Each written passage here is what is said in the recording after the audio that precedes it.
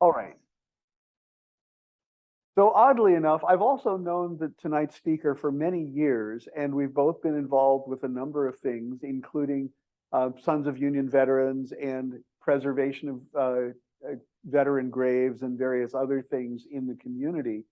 And so I have to say that I've heard a number of Dean's talks over the years, and he presents talks with information you will not find easily elsewhere because he does such a thorough job of researching each topic. And this time, he was researching a man about whom there are basically no biographies, even though he had a tremendous impact on Southern California and Southern California's veterans community of the Civil War veterans. And so, ladies and gentlemen, I want to turn the microphone over to Dean Smith for tonight's talk.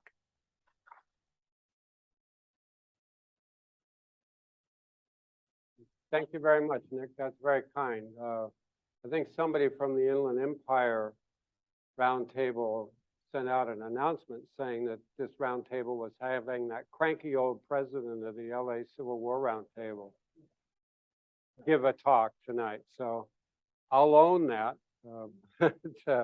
Anyway, good evening. Thank you for coming. Thanks for inviting me to your new meeting place. Yeah, you can't hear me? Okay, that better? All right. Well, I can't read my script then, so. Let me just re-aim it a little bit so you don't have to worry about it. Okay. There. Good. Everybody hear me now? All right, thank you. So, for those of you who have long memories, I gave a talk here on Rosecrans back in 2017 and on James Garfield in 2018. Tonight, you'll hear a very different kind of talk, story. It is about an unheralded Union soldier who became a tycoon in Los Angeles. I usually try and find a connection from my Civil War guy to Los Angeles. In this case, I had to find a Civil War connection to a guy here in Los Angeles. So the idea of developing this talk came from a front page in the LA Times in 2018 about the new owner, but it showed this old guy and said he was the original owner of the LA Times back in the 1880s, and his name was General Harrison Gray Otis, and he served in the Civil War. And wow, I hadn't heard of that guy. So I determined to do a talk on him, and as Nick said, I had a real hard time finding information, but I ended up with a 58-page script, which would have taken me close to 3 hours to deliver. So you're getting the Reader's Digest version tonight in the interest of time. I'll point out too, you read this thing about him having no modesty. I don't think any of these are medals, you know, from a war. I know for a fact that that's a GAR membership badge, and my guess is the others are membership badges from similar organizations, or maybe they're just things he bought. And he has a curious way of hanging them on his coat as well. Anyway,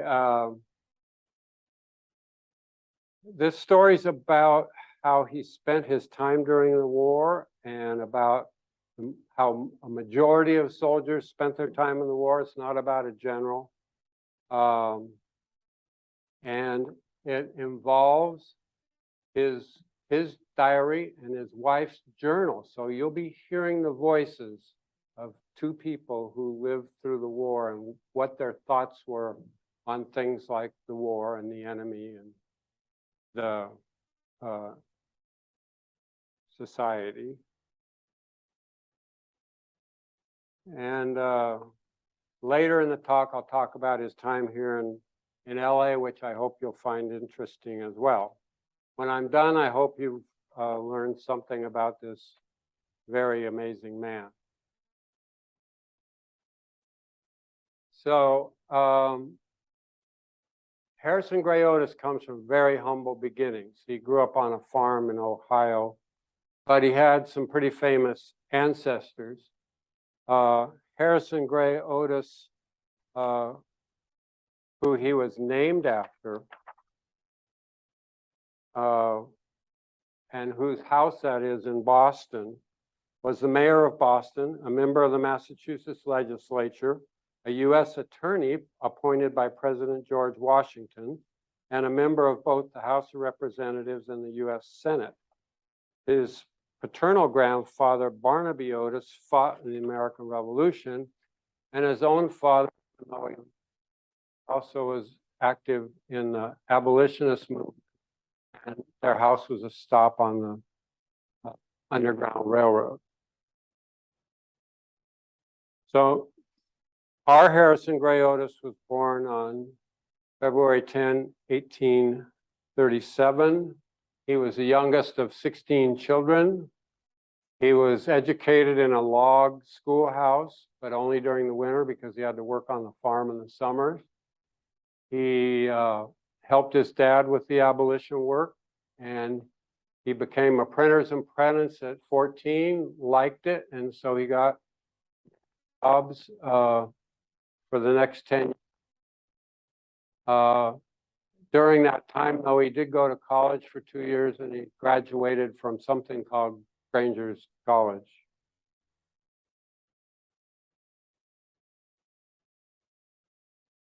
In 1859, he married Eliza Weatherby. She was said to be an accomplished and very nice woman, and from New England. They went to Louisville, where he got a job with the Louisville Journal.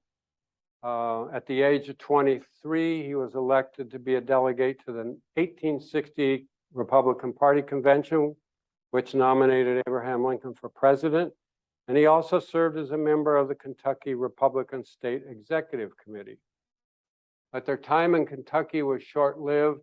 They saw the war coming, and he wanted to be back on the side of the Union, and so they moved back to Ohio.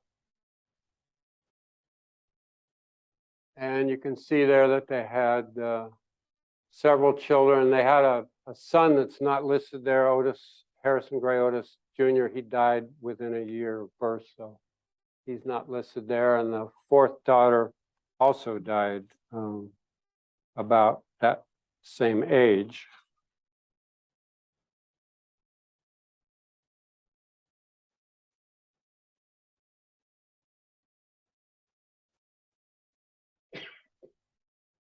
So on June 25th, 1861, Harrison Gray Otis enlisted in the 12th Ohio Infantry for 3 years or until the end of the war. He was mustered into Company I as a sergeant on June 29th, and on July 6th, he was already on a campaign in Western Virginia. He was promoted to first sergeant in 1862, promoted again to lieutenant a year, oh no, I'm sorry. Yeah, he was promoted to first lieutenant, and in 1864, he was appointed a captain.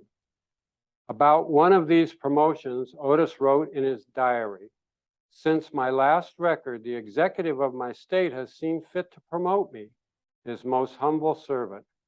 I have tried to be worthy of trust, whether in camp, the field, or before the enemy. I will try to redeem that trust." And at the end of this entry, he wrote, "No mail last night nor tonight. Darling's letters are delayed and I must wait.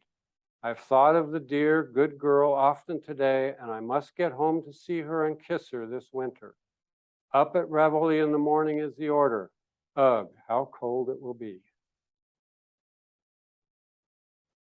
So Otis was given credit with being in about 15 battles and a number of skirmishes between his mustering in and his mustering out 4 years later. Most of these battles are small, but some had some significant impact on the outcome of the war and on U.S. history. I created these slides about the war for a much longer talk, You guys can read the details if you're into that. I'm gonna be brief to get this done in time, so bear with me. I'll try and tell you something interesting or important about the battles. Before that, though, the 12th Ohio suffered severe losses, and it was merged with the 23rd. So Otis fought in both of those regiments, and you'll hear about that later. A History of the 23rd Ohio, published in 1997, the authors wrote, "The volunteer citizen army that fought Civil War for the North was one of the most remarkable military assemblages in history. It represented every facet of the democratic society from which it came. The raw, brute strength of that society, its youthful self-confidence, its transparent idealism, and its gawkish materialism. It was composed of men rushed forward in the first fine flush of patriotism, and its roles exhibited an astonishing range of personal abilities and professional skills." Lincoln recognized this quality of the Army and said that its members possessed full comprehension of all the known arts. He also said that there was scarcely one regiment from which could not be selected a president, a cabinet, a Congress, and perhaps a court. The 23rd Ohio was a case in point. Its first commander was William S. Rosecrans. If you remember my talk, he was a great general. He could have been the president of the United States if that scoundrel Stanton hadn't trashed his telegram. He was a great public servant throughout his life. The commanders who followed him led similar lives in politics and public service. Most notably, the third commander of the 23rd was Rutherford B. Hayes, who became a member of Congress, governor of Ohio, and the 19th president. Even in the lowest ranks, there were men who would become famous. One was an 18-year-old who enlisted in 1861 and rose to the rank of major. His name was William McKinley, and he became our 25th president. And finally, our Harrison Gray Otis would go on to fame and fortune in Los Angeles, as you will hear later.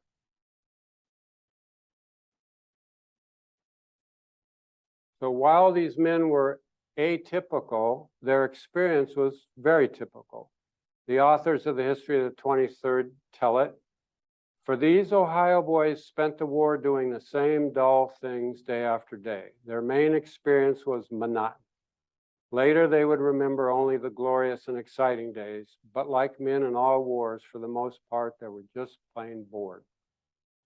And in fact, the 12th and 23rd spent most of the war in Northeast Virginia, keeping the rebels there in check. Despite significant action in a few major battles, there was a lot of downtime, as can be seen in the journals of Harry and Eliza, which I'll get to later. Okay, this little battle was important because it enabled West Virginia to be admitted to the Union. Here's an image of that battle.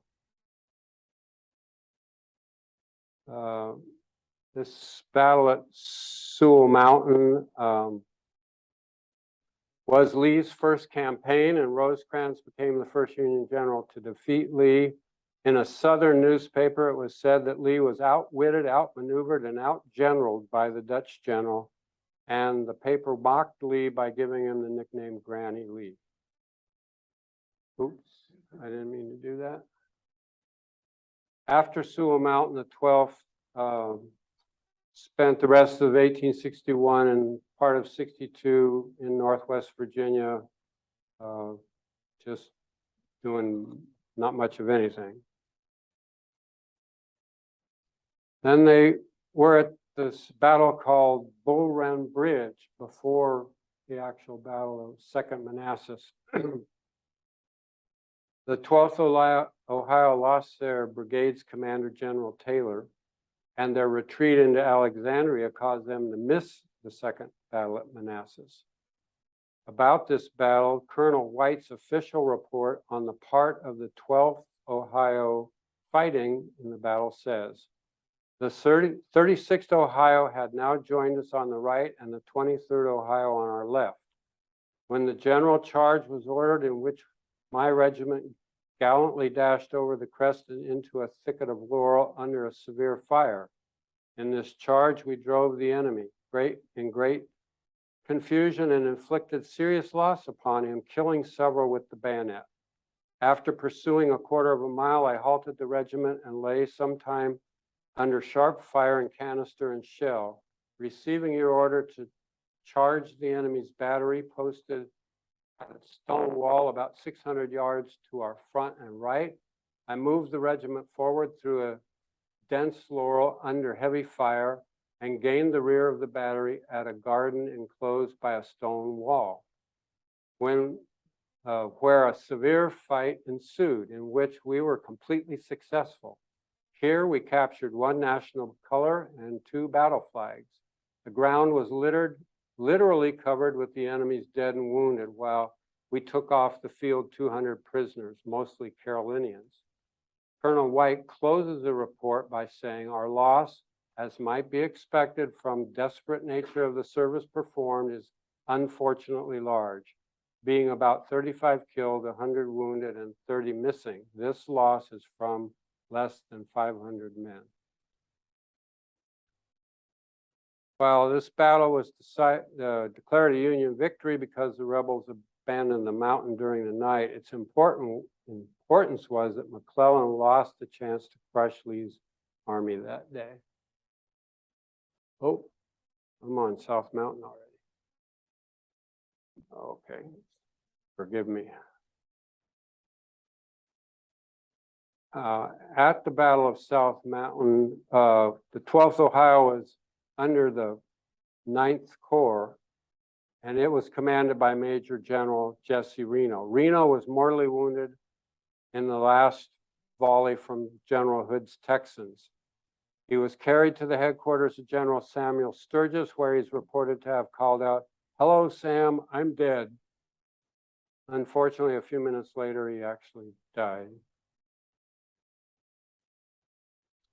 So most of you know that Antietam was the bloodiest single day of the war. Just 2 days after South Mountain, on September 16th, the 12th Ohio was placed in line of battle on Miller Farm, which was near east of Antietam and southeast of Burnside Bridge, and in support of a Union battery. Here in part is Colonel White's report on the next day. At 2 a.m. of the 17th, I moved the regiment to the left in front of the bridge over Antietam and in line with the 23rd and 30th, and in supporting distance of McMullen's battery. After 1 or 2 hours, we were moved a mile downstream to the ford, where we came under heavy artillery fire. We moved along the bank to the left in front of the bridge over Antietam and held this position while the enemy shelled us severely for 2 hours.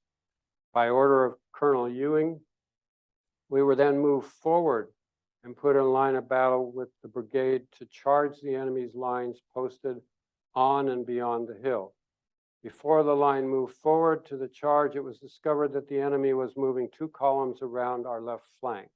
My regiment was then ordered to form a line at right angles to the main line to advance and engage a flanking column of the enemy, which was promptly done under a shower of shell and canister that threatened the destruction of the regiment. With a view to a better position, the regiment was withdrawn to a fence 50 yards to the rear and put in position. Finding this position equally exposed to the former, both to musketry and artillery, the regiment was ordered back to the original position just abandoned, which was held in the face of heavy fire until ordered back by Lieutenant Kennedy.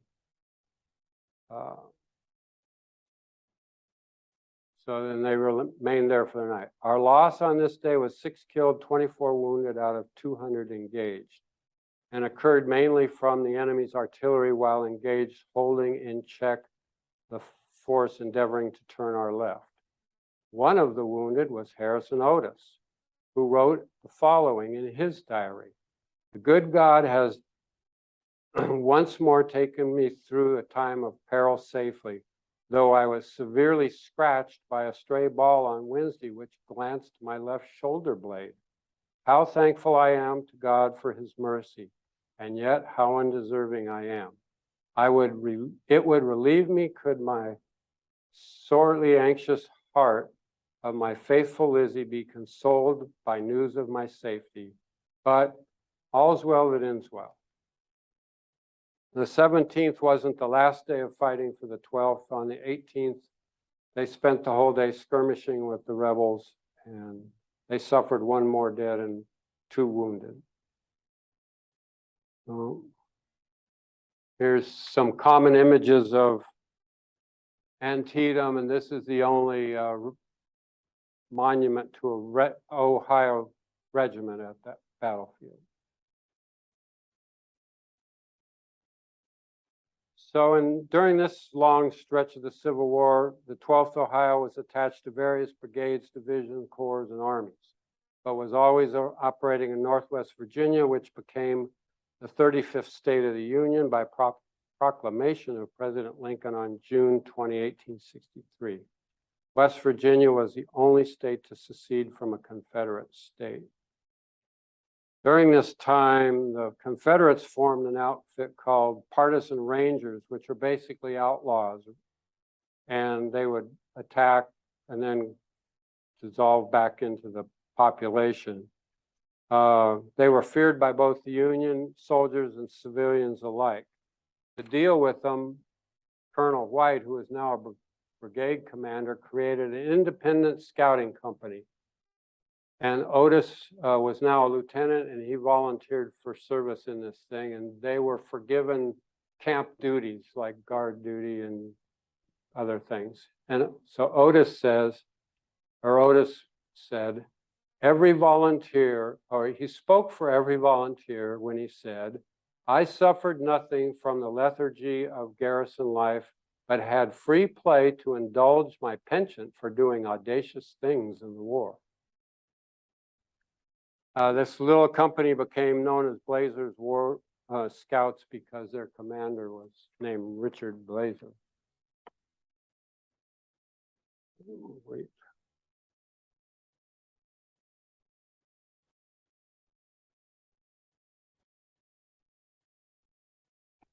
Oops, I'm sorry. All right, the only official report I could find written by Otis involves a skirmish at Meadow Bluff on December 14, 1863. It reads, Sir, I have the honor to make the following report. On the 14th instant, while the regiment was camped at Meadow Bluff on its return from Lewisburg, I was ordered to picket the Blue Sulphur Road. I accordingly proceeded with my command to a point on that road about 2.5 miles from Meadow Bluff and established my headquarters in a vacant house with pickets in advance. A few hours later, and immediately after my position had been inspected by the commanding officer of the brigade, I discovered rebels lurking in the woods to the rear of my post. I immediately made preparations to receive them, and the post was at once attacked by what afterward proved to be Thurman's guerrillas, who fired from the cover of the trees and bushes, killing 2 and wounding 4 of my command. I promptly returned fire and very soon drove the rebels. They retreated through the woods and out of sight, leaving behind 1 killed and 1 wounded, Lieutenant John T. Ross of Captain Bill Thurman's band. It becomes my disagreeable duty to report the bad conduct of certain men in my command who deserted their posts at the very outset of the affair, abandoned their comrades in the face of the enemy, fled in consternation to the woods, and finally appeared in camp, some without arms or accoutrements, and spreading the wildest tales of disaster and defeat. The desertion of these cowards left me with but 29 men to engage the enemy. But this small number fought manfully, and I was thereby enabled to hold the post. Later in the day, I withdrew by orders from headquarters. I am respectfully your obedient servant, Harrison Gray Otis, 1st Lieutenant, 12th Regiment, Ohio Volunteer Infantry, Commanding Company A.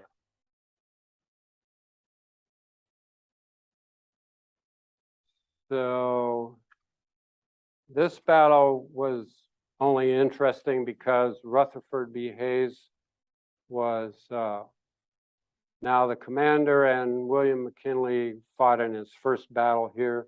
It also led to the destruction of the Virginia and Tennessee Railroad, which was the last vital Confederate lifeline to East Tennessee.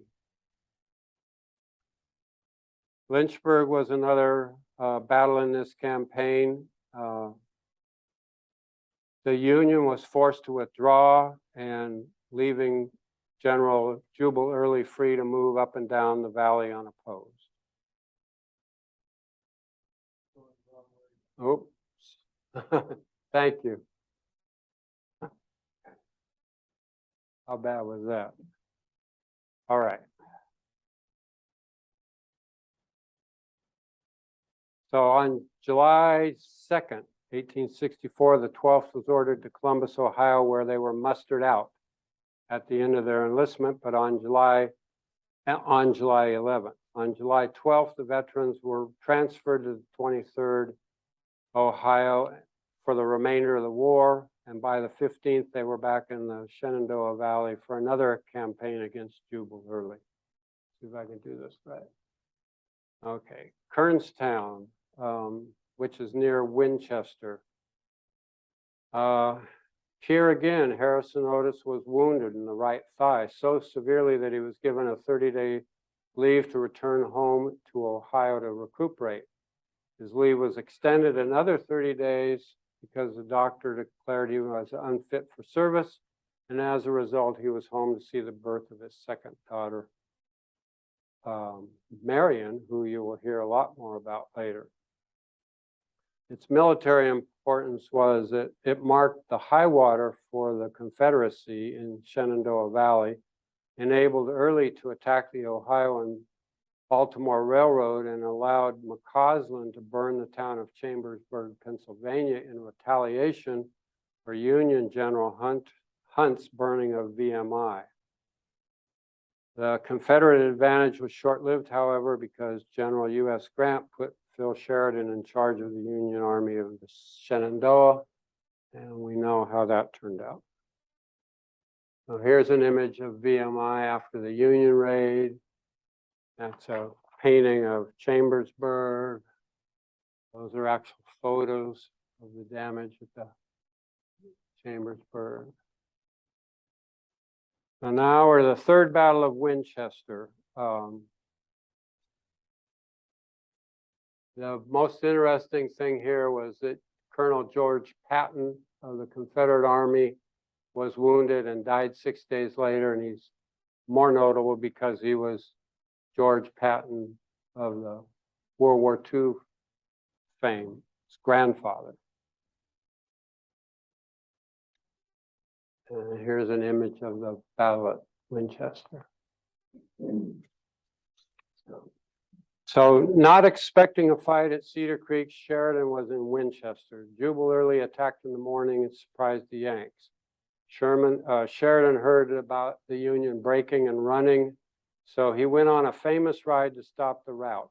He managed to turn the chaotic retreat using Crook's brigade, including the 23rd Ohio, who was put in line to stop the fleeing Yanks.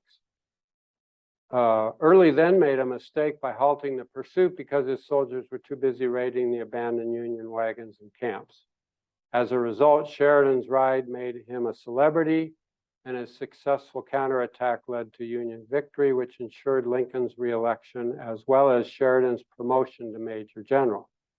Early accepted no blame for the defeat and accused his soldiers of bad behavior. As a consequence, General Robert E. Lee relieved him of his command and sent him home. Also of note, for their heroism in battle, 12 Union enlisted men and 9 officers received medals of honor.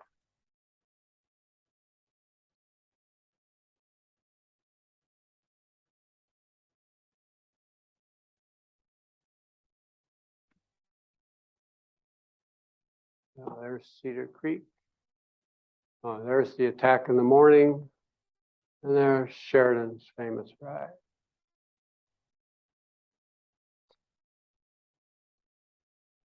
So on January 1st, 1865, the 23rd Ohio was sent to Cumberland, Maryland, and remained there until July 26th. The remaining veterans were mustered out.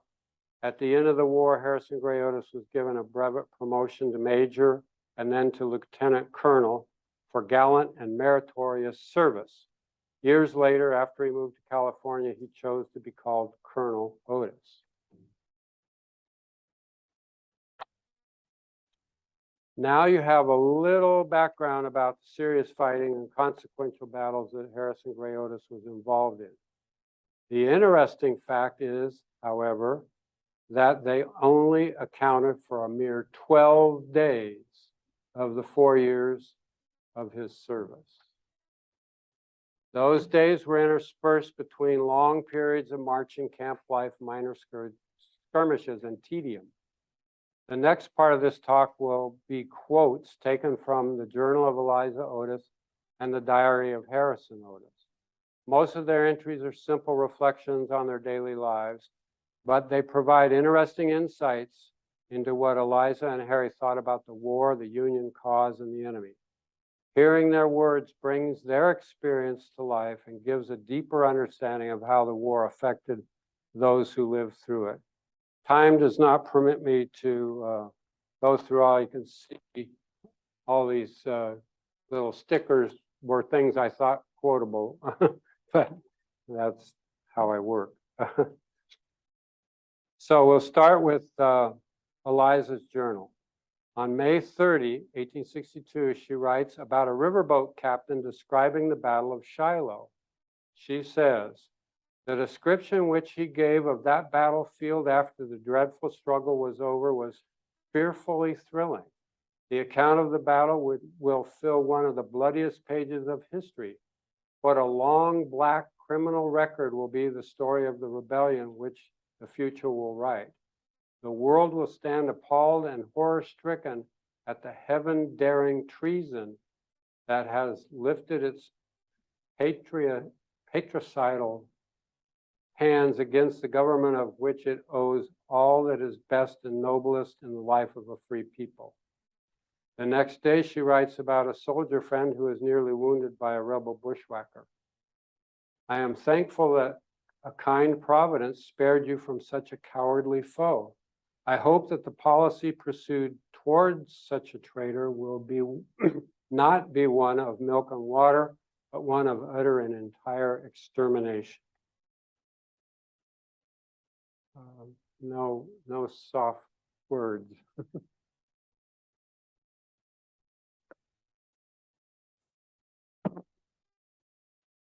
On April 1st, 1863, Harry paid a surprise visit to Eliza, who was staying near the 12th Ohio camp. She writes, "As my door opened, I looked up and there stood my husband, his dear face full of joy and smiling on me as of old. How glad I was to see him and to be clasped to his heart again." The next day, she reports that Harry asked me how I would feel about his enlisting in the regular army when the war is over. The thought chilled me. I told him that I never could consent to it, that I wouldn't feel as if there was any brightness in the future for me if he would do that while his country needed him in this great strife for freedom and national existence, I would not say one word to keep him from the field. But when this war is over, I should feel that I had some claim upon him, and with him I should want a home. On April 12th, she writes, "Our newspapers bring the intelligence of a great want in the South. At Richmond, the rebel capital, there was recently a fearful bread riot. 3,000 women armed themselves with clubs, guns, and stones, determined to have food if it cost them their lives. The cry of famishing little ones could not be resisted. The military was unable to disperse them until the august Jeff made his appearance and promised that their wants should be cared for. Like riots, it seemed, are occurring in other southern cities. The fruits of secession are being tasted, and they are full of bitterness." On the 20th of April, 1863, she writes, "No news today. Waiting anxiously to hear from Charleston. May that foul birthplace of treason be laid in the dust and perish like its guilty child.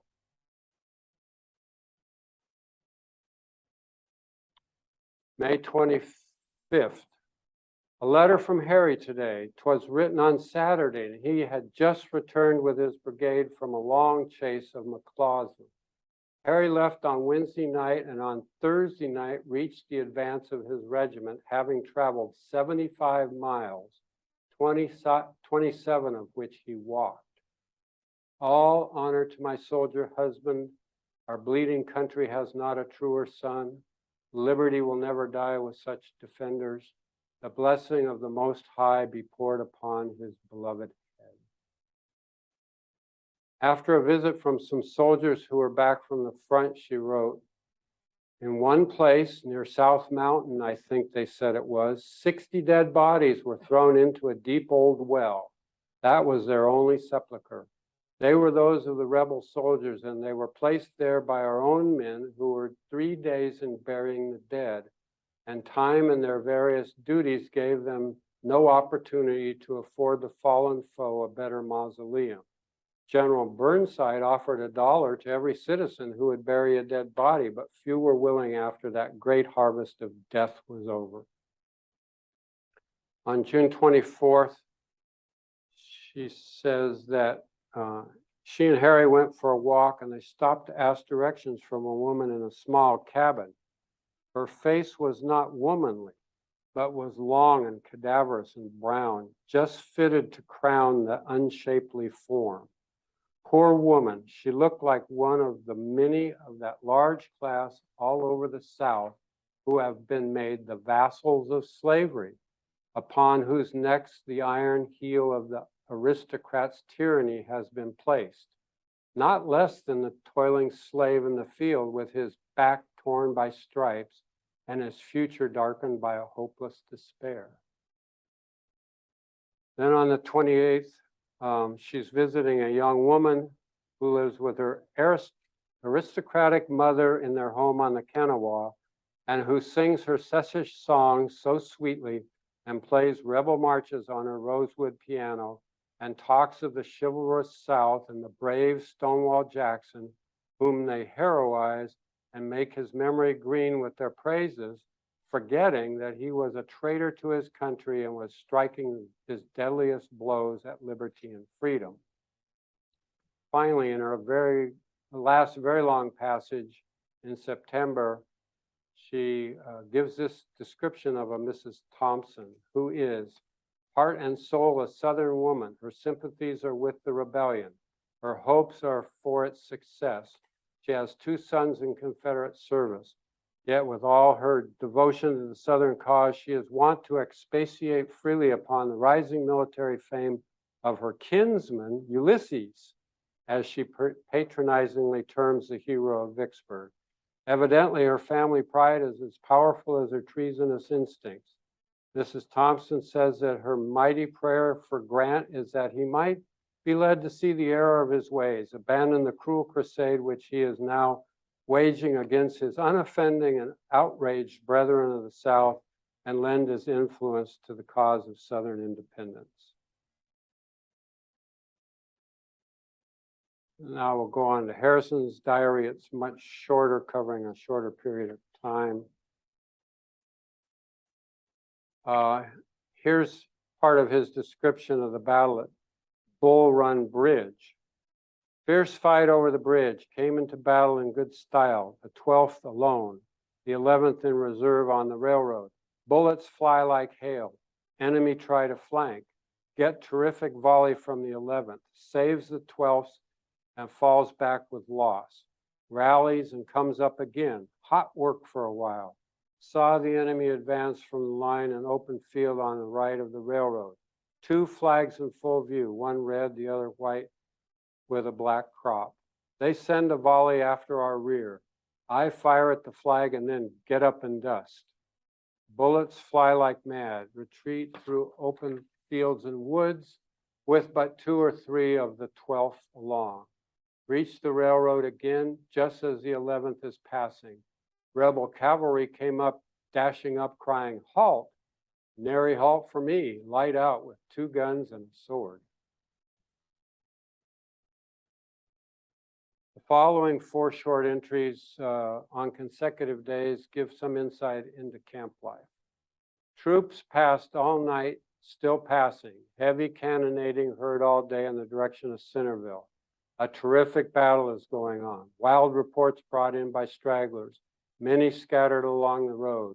A few wounded in ambulances going by, most taken to Washington by rail. The next day, still on picket, retrograde movement by the army in front commenced. Large herds of cattle and horses being brought back. Troops commenced falling back, mostly stragglers. The next day, up in line of battle last night in a jiffy.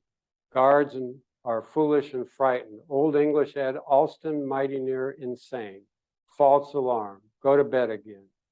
Troops falling back in large bodies. The dead body of General Kearney passed in an ambulance. And the last one is, up again last night, formed a line of battle in a mighty hurry. Cavalry spotted the enemy advancing. Tents struck and baggage loaded on wagons and sent to the rear. Another false alarm, laid down on the ground and in line till morning.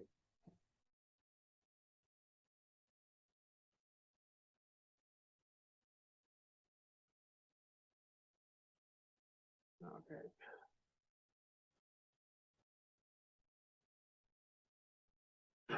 Here's a account of going to the town of Frederick City, occupied by our forces yesterday afternoon.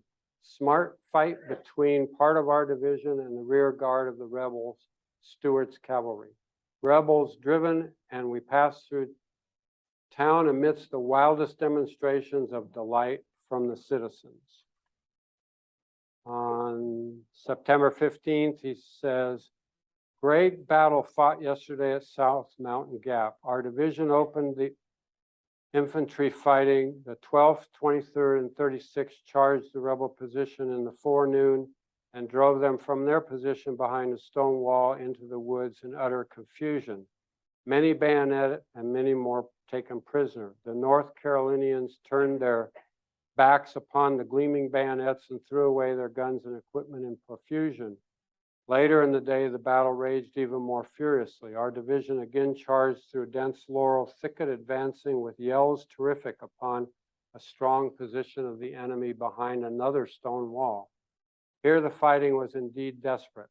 Our loss severe, but the enemy's double. The ground lay strewn with dead and dying. Hundreds were captured. We have gained a glorious victory. Our loss is heavy.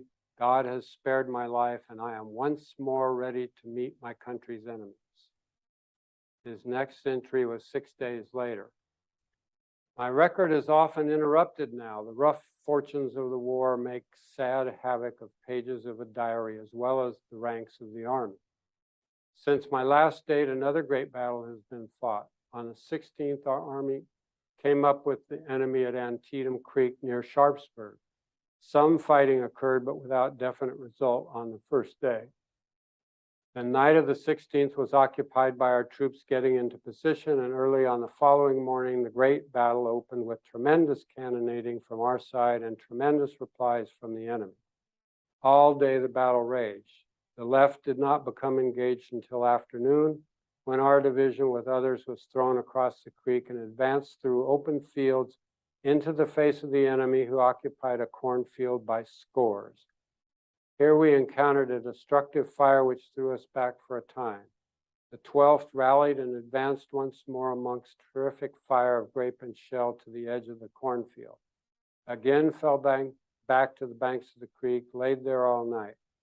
Following day, nothing but skirmishing took place between the contending armies. Otis finishes this entry with his telling about his being wounded, which I read earlier.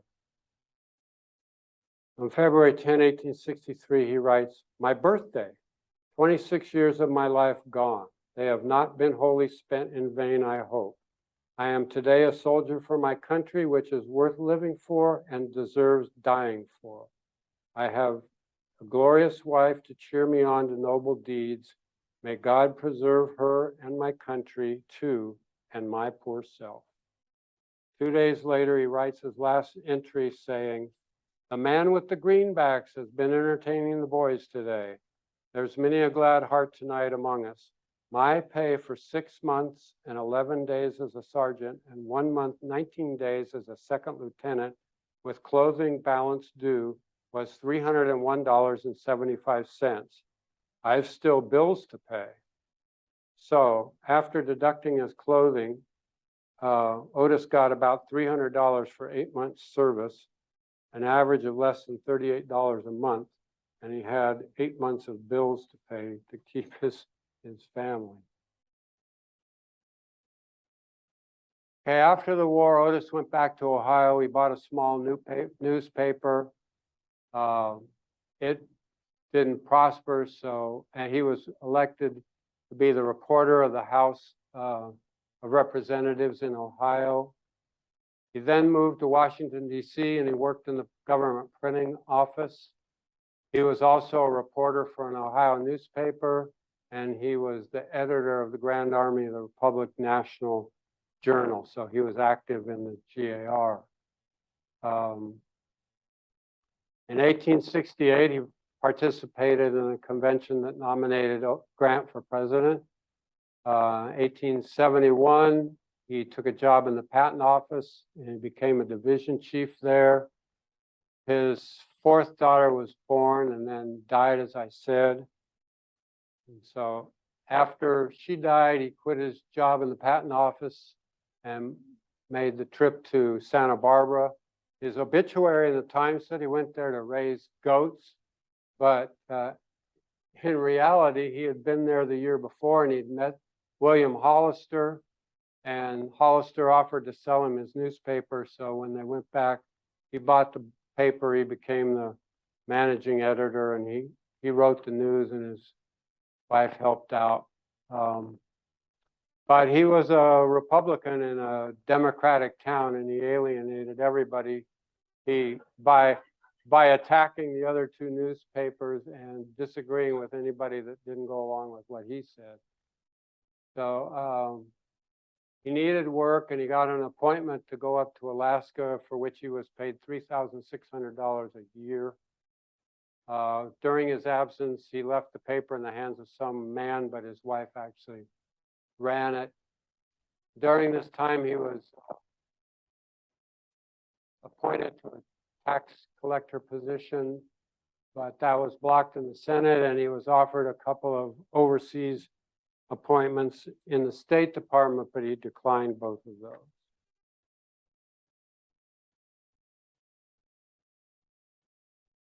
So in 1882, he heard that the LA Daily Times, and LA's newest newspaper, was for sale, and he came down, scraped up $6,000 and bought a quarter interest in the paper. He became its editor for a salary of $15 a week. He moved his family down and established a home on Grand Avenue. He wrote the editorials and much of the local news, and Eliza contributed columns on women, morals, and religion. The population of LA was just 12,000 people, but he predicted the metropolis would spring up, and that he was beginning his journalistic duties with profound faith in the future developments and sure destiny of the city. By 1886, he was predicting the town would grow to a population of 1 million. He crusaded for new industry, major harbor, increased population, and other elements of a great city.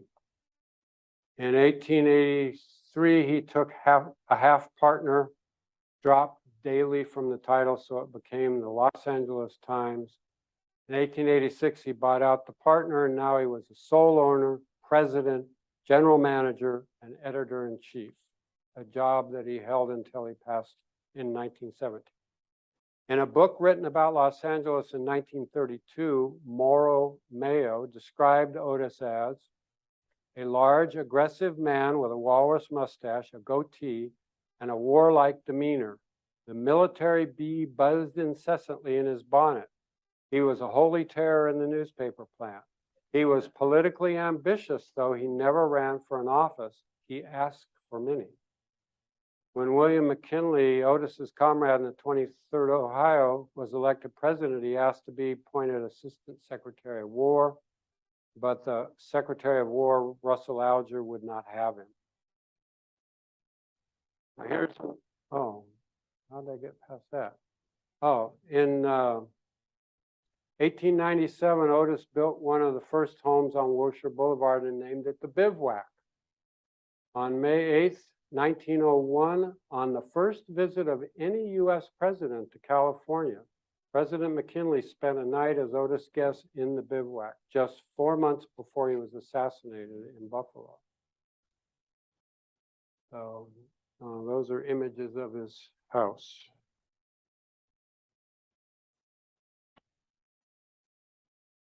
After the sinking of the USS Maine in Havana's harbor, the Times championed a declaration of war on Spain. And after the war's outset, Harrison Gray Otis, at age 60, volunteered for service and was assigned to the Philippines. He was commissioned as a brigadier general. Now we know how he got to be a general. In command of the 1st Brigade under Major General Arthur MacArthur. The war against Spain and the Philippines ended with the Battle of Manila on February 4 and 5, 1899. However, Filipino insurgents who had been fighting the Spanish for years began fighting the Americans for their independence. On February 10th, General MacArthur sent his 1st Brigade under Brigadier General Otis to attack Filipino forces at Caloocan, a town about 12 miles north of Manila. After a short, vicious fight, the Filipino insurgents retreated to Malolos, the capital of the First Philippine Republic. And there's an image of MacArthur at the battle. MacArthur's official report of the fight at Caloocan says in part, the combined artillery preparation commenced at 3:09 p.m. and the infantry advanced at 3:59 p.m. The battle plan was executed almost with exact precision, and the American flag was raised over the town at 5:15 p.m. I don't know how many of you know about our battles against the Philippines, but it was more like our battles against the Native Americans here. wasn't much of a fair fight. The U.S. campaign continued under command of Otis until the fall of Malolos. It was reported that the 1st Brigade lost 285 officers' men killed and wounded in the fighting, but it inflicted losses on the enemy in proportion of 5-to-1. At the war's end, President McKinley promoted Otis to Brevet Major General of Volunteers for his meritorious conduct, and he was known as General Otis for the rest of his life. There's an interesting image of the ambulances. If you'll recall my Rosecrans talk, Rosecrans invented that ambulance. There's some Kansas volunteers and some Idaho volunteers, kind of a scruffy looking bunch. So in 1905, Otis saw the need for water in LA, so the Times strongly backed the bond measure to pay for the building of the aqueduct. And Otis joins with his son-in-law, and they buy 47,000 acres in the San Fernando Valley. And when those lots are sold, that was the basis for the family fortune.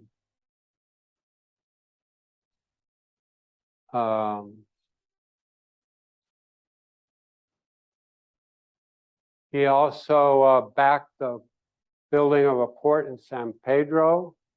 He fought for federal funding for the breakwater there against the Southern Pacific Railroad, who had financial interests in Santa Monica and wanted the harbor there. That kind of shows how powerful Otis was.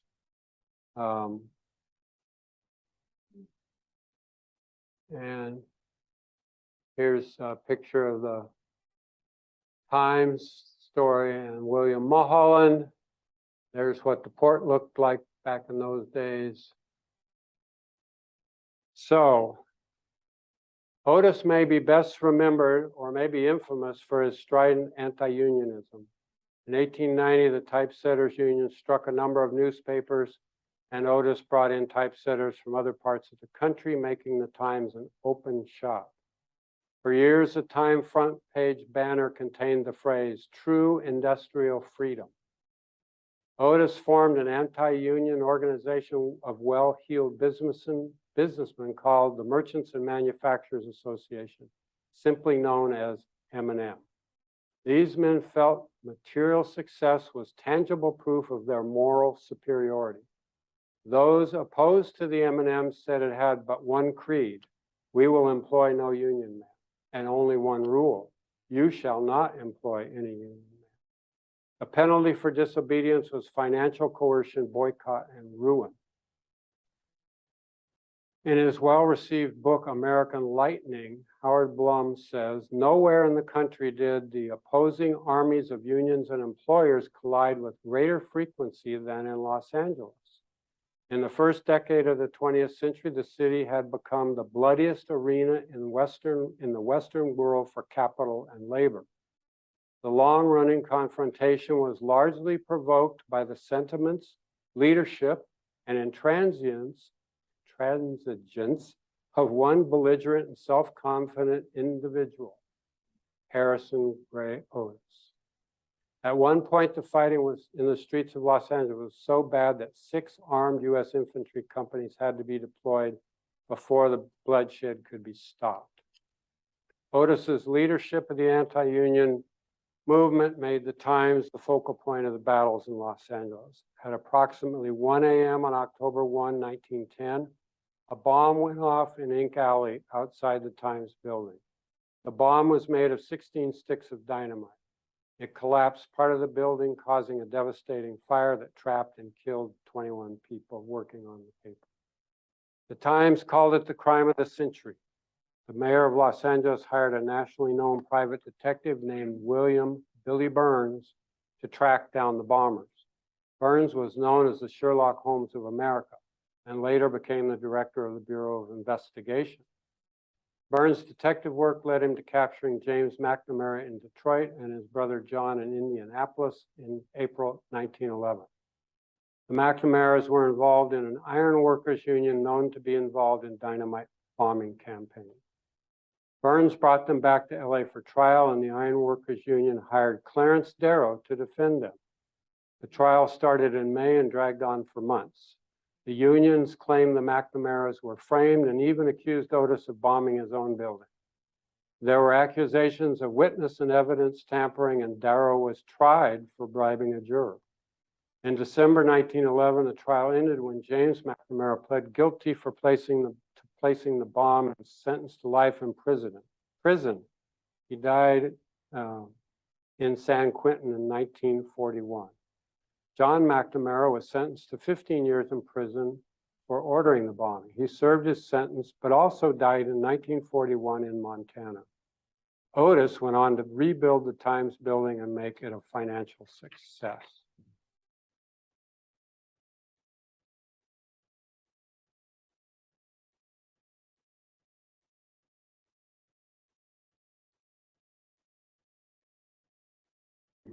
Crowd.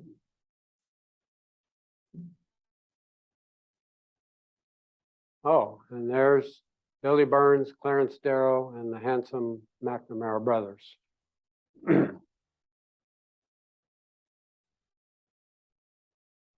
1885, Harry Chandler joined the Times and eventually became the vice president and general manager of the paper.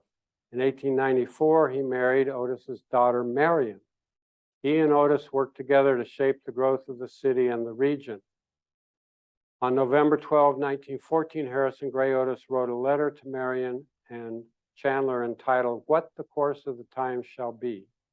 I found a copy of the letter in the reference section of the Central Library downtown in the form of a pamphlet, which was published after Otis's death. And in the preface was a brief biography, and it says in part, for more than a quarter of a century, General Otis was a towering figure in the city of Los Angeles. During the later years of his life, the influence of his personality outgrew the boundaries. He became a national figure. Besides his work of building up a great newspaper, he participated in many constructive enterprises in Southern California. He loved the truth. He loved Los Angeles and Southern California and helped make them strong. His motto, stand fast, stand sure, stand true.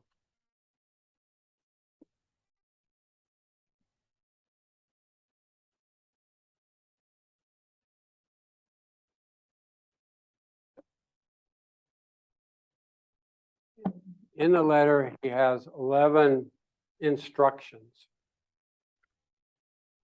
In number 1, he tells them to use all legal powers as sole owners of more than 2/3 of the stock of the corporation to exercise complete control and authority over all its departments and ensure the loyalty, zeal, competency, and faithfulness of the board of directors as well as the managers and workers.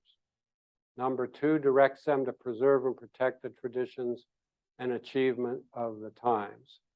Third directive admonishes them to constantly, consistently, and loyally uphold and defend the Constitution and the flag, the Congress and the courts, the executive power within its prescribed and lawful limitations, and cherish the Army and Navy, those bulwarks of and strong arms of the government. In the 4th, he tells them to stand for liberty under the law and for sound government as the surest safeguard of the nation, state, and home. Number 5, he calls on them to stand for honor, honesty, and order in the state, nation, and home. He says they must support virtuous principles and oppose with all their might the opposites that jeopardize the safety of the land and the rights and liberties of its citizens.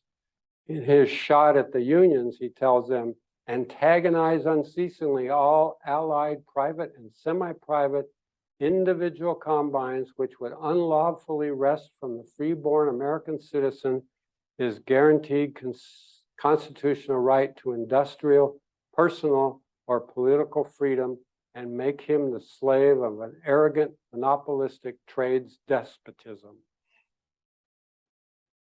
While striking these blows, he asks them to keep in mind a better state where there shall be peace upon earth and goodwill toward men. Number 6, he tells them to follow sound management practices, live long and prosper, grow in grace and be happy, lift up and cheer the hearts of the lowly and deserving, no matter how humble they may be, and lastly, to fear God and do right. In his last instruction, he says, finally, bearing in mind that truth is the greatest thing in all the world and duty to the first concern of all good men and women, I enjoin the foregoing precepts, principles, and practices upon you in the conduct of the Los Angeles Times because of my affections for you and for it. And in a statement following the letter in the pamphlet, the Chandlers say that they'll do all that stuff. And they say, the Times will continue to be the Times of General Otis, the Times that he made.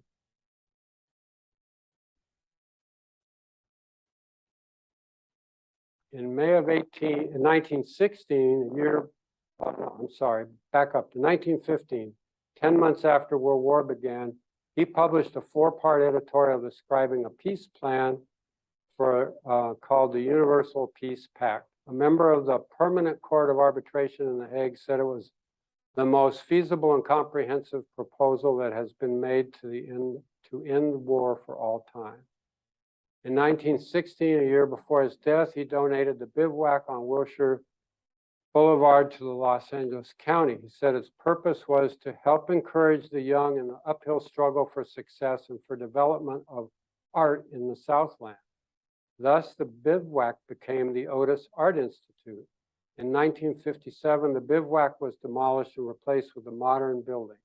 In 1997, the school purchased an IBM business campus in Westchester, where it maintains an outstanding reputation as the Otis College of Art and Design. After giving up the bivouac to the county, Otis moved in with Marion and Harry Chandler in their Hollywood home. 7 months later, on July 30, 1917, Harrison Gray Otis died at the age of 80, probably of heart failure. The Times obituary started with this statement: "If you seek a monument, look about you." He is buried in the Chandler Garden Plot in Hollywood Forever Cemetery.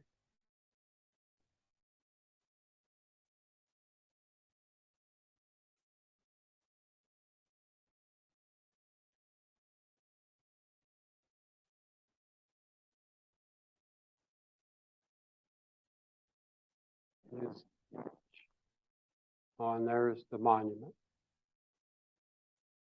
Now I'll finish with some things that were said about him. In 1910, California Governor Hiram Johnson said, "We have nothing so vile, nothing so low, nothing so debased, nothing so infamous in San Francisco as Harrison Gray Otis." It gets better.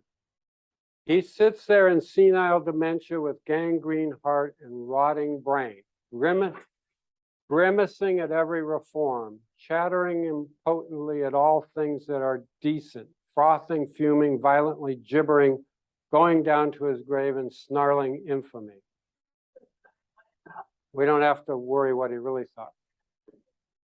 Teddy Roosevelt said of Otis, "Otis is a consistent enemy of men in California who have dared resolutely to stand against corruption and in favor of honesty." As a counterpoint to that, in 1922, Charles Loomis, who was the city editor for the Times under Otis, said, "Colonel Otis was brusque, rough, suspicious, vindictive. He made innumerable enemies quite needlessly, as well as a great many who were greatly to his credit. It was good that every scoundrel, every criminal, every low politician hated him. It was a pity that so many thoroughly good people disliked him. He could have done a great deal more good for the community if he had not antagonized so many good citizens." And the final word goes to Loomis again. In 1928, he wrote, "Few people in Los Angeles realize today what they owe him. I don't exaggerate when I say, as one who has known and studied this town for 44 years, that it owes no other man so much as this rough old soldier." 3 years after his death, this monument was erected across the street from the bivouac. You can see there's a paper boy on the far side and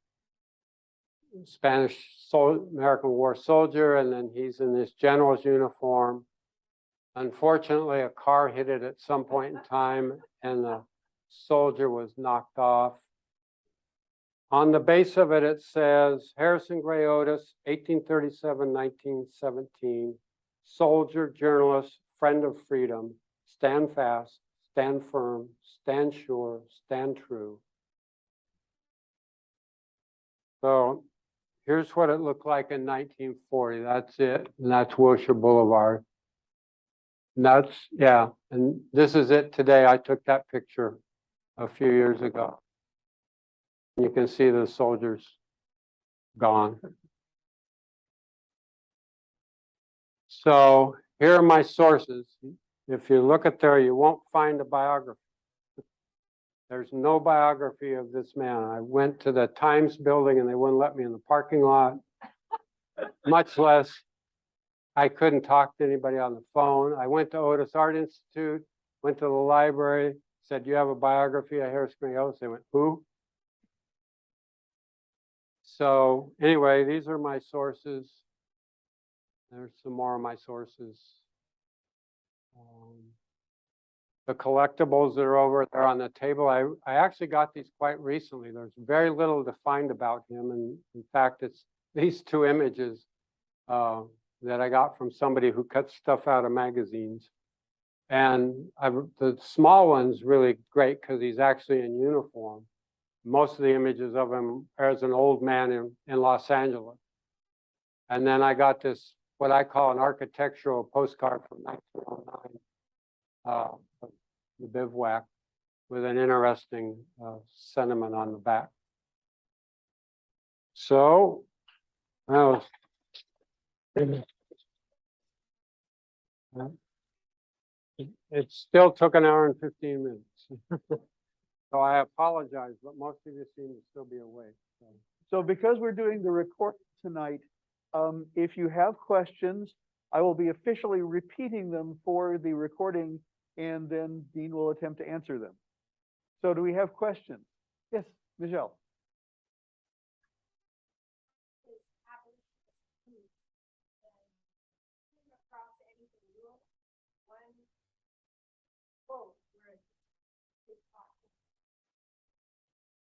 How he felt, all nationalistic. I mean, everything is about preserving his country.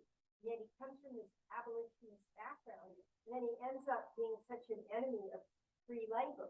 So I just wondered if you had any thoughts of that, how that occurred, that evolution. So the question is his background from an abolitionist family, how does that interact with his later views on labor? And does that really resolve in the things that you found? The only real connection I can make from what I read, and I wasn't really able to read a lot, was that, you know, he obviously became a Republican early on. He was there in Kentucky at age 23 getting appointed to things, and I'm going, why would they appoint such a young man? He was just a printer. I mean, you know, well, if you think about it, Kentucky was probably all Democrats, and he might have been one of the few Republicans. And so I think that's the connection there. I can't speak to how he became such a radical conservative later in life, but Did he remain a Republican? The Republican Party? I don't know that. It wouldn't seem like, I mean, LA was a Democratic town, and yet, you know, he got in trouble up in Santa Barbara because he railed against the Democrats, and he may well have continued to do that. But the Republican Party continued to be the progressive party well into the 20th century. So I'm sorry, I don't have an answer. Do you have other questions? Back there first, and then you. Yes.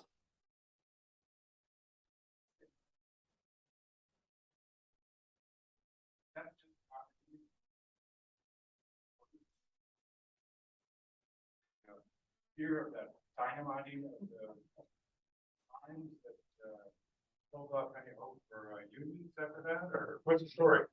So the question is, the at times remained a non-union newspaper for many years.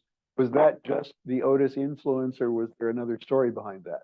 Yeah, I think if you listen to what he admonished the Chandlers to do, and Chandlers remained in control of the paper through most of my lifetime, I think, yeah, it was passed down as a generational thing. That was a pretty strong tenet of his secular religion, if you will. But I didn't read anything. I don't know for a fact why that happened, but I think it's kind of self-evident. James. Go Are ahead. you No. aware of the monument in its grave where the bombing? No. There's a giant monument there that's dedicated to. Near the Times building or near his gravesite? So there's a monument near his gravesite having to do with the victims. I of didn't the take those Times bombing. pictures. I've not visited that. I got those online. What I do know is the bombing victims themselves are buried at Angelus Rosedale in a common grave.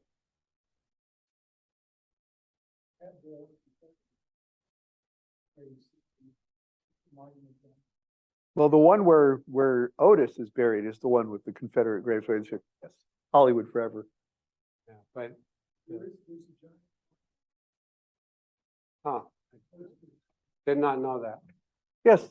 You mentioned in there how he had seen certain appointments, and it seems like he was turned down quite a bit. Could you want to elaborate on why you think he was turned down so much? So No. the question is, what is there information on why he was turned down for the various appointments? No, I don't know why. the Secretary of War was against him. I don't know if he had been expressing like the anti-union. I can't even, that was probably too early. I really don't have an answer. Yes, Most of you know, two of John Brown's sons retired here in Capital. Are you able to find anything that shows a personal connection between Otis and those two men? Nothing. Or everything just like so the question is, was there any known connection between the children of John Brown who were here in Southern California and Harrison Gray Otis? I read nothing of any connection. They weren't mentioned in anything that I read. Again, it's sad that there's no biography of the man. You guys did some work with. There's been a little bit done, but I don't think their politics would have agreed. Well, I think that's her point. Michelle again. You know, some of the Browns had in Ohio, and when he was growing up, when his family was involved in the Underground Railroad, there might have been a connection way back then. I don't know, but I wanted to ask, did you discover any relationship, like when he was working on bringing water with Fred Eaton, who was the guy who kind of mastered the engineer side of bringing water from the Owens Valley? Now, I would doubt that. I think but I don't know. I didn't read. I'm sorry. I stepped on the question. So this, she was asking the question of, did you encounter any connection between Otis and Fred Eaton, was it, on the engineering of the aqueduct? No, I didn't read anything about that. It just mentioned his support through the paper and then buying the property and capitalizing on it. But Well, no, this one I happen to know a little bit about, because if you go over to the San Fernando Valley, there are historical markers in North Hollywood in particular having to do with Otis and Chandler buying up the land on the right of way of where the water was going to be most available. And they just happened to make a bunch of money on that. So there's a lot of historical background there where he was more on the financial side of the aqueduct than the design. Yeah, Freddie never, just to mention, I don't know if people here know that Hal Eaton died. He was Fred Eaton's grandson. Some of you just died in a few weeks ago. Oh, I heard about that. In the other historical groups, Hal was really well known, but maybe not this. Well, do we have other questions? anybody else want to ask me something I don't know?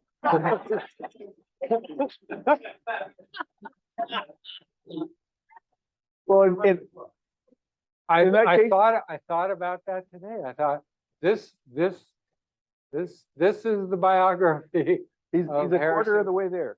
Gray Otis, because there isn't another one. Well, then I think we've tormented our speaker enough then, but I want to thank Dean for